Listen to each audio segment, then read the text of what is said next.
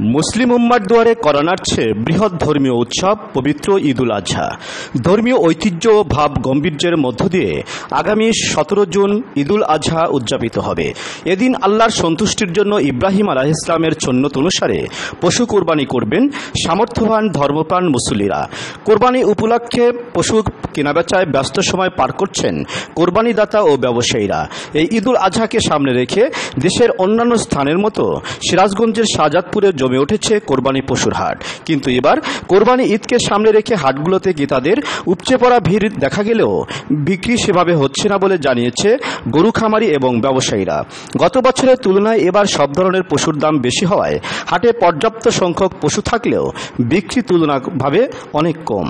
দাম বেশি হওয়ায় মধ্যবিত্তরা এবার ঝুঁকছেন ছোট বা মাঝারি সাইজের পশু ক্রয়ের দিকে, যে কারণে এবারের কোরবানি ঈদে লাখ টাকা বাজেটের মধ্যে গরুর চাহিদা একটু কম। তবে পশুর হাটগুলোতে মাঝারি সাইজের গরু ও ছাগলের চাহিদা তুলনামূলক বেশি। দ্রব্যমূল্য বৃদ্ধির পাশাপাশি আর্থিক সংকটের কারণে সাধ্যের মধ্যে না থাকায় সাধারণ ক্রেতারা এবার বড় গরু কিনতে বেশি আগ্রহী নয়। উপজেলার অন্যতম পশুর হাট হিসেবে পরিচিত ঐতিহ্যবাহী তালগাছি হাট আজ রোববার সরেজমিনে ঘুরে এই তালগাছি হাটে বিশাল আকৃতির গরু, ছাগল ও ভেড়া কেনাবেচা করতে দেখা গেছে।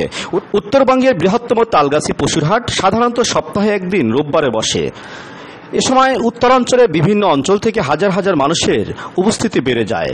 এখানে দেশীয় গরুর পাশাপাশি শাহিওয়াল ও ফ্রিজিয়ান সহ বিভিন্ন জাতের গরু ও মহিষ বেচাকেনা হয়ে থাকে। একাধিক ক্রেতাদের সঙ্গে কথা বলে জানা যায় বিগত সময়ের চেয়ে এবছর গরু মহিষের দাম স্বাভাবিক সময়ের থেকেও অনেক বেশি। স্থানীয় গরু খামারি ও বিক্রেতাদের দাবি, গোখাদ্যের দাম আশঙ্কাজনকভাবে বৃদ্ধি পাওয়ায় পশুপালনে খরচ বেড়েছে, এজন্য পশুর দামটা একটু বেশি। সর্বোপরি দ্রব্যমূল্যের ঊর্ধ্বগতির কারণে গরুর দাম বেশি, তাই বিক্রি হচ্ছে কম। কোরবানির গরু কিনতে আসা এক ক্রেতা বলেন, ঈদের জন্য গরু কিনতে এসেছি, ভাগে গরু কিনবো, তাই 3 জন এসেছি। বাজার ঘুরে দেখলাম গতবার থেকে এবারের গরুর দাম মোটামুটি বেশি।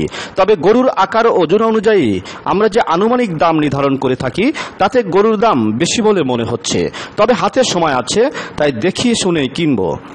এদিকে হাটের ইজারাদার কর্তৃপক্ষের ইকবাল হোসেন নয়ন জানান, হাটের সার্বিক নিরাপত্তায় অনেক রকমের ব্যবস্থা গ্রহণ করা হয়েছে।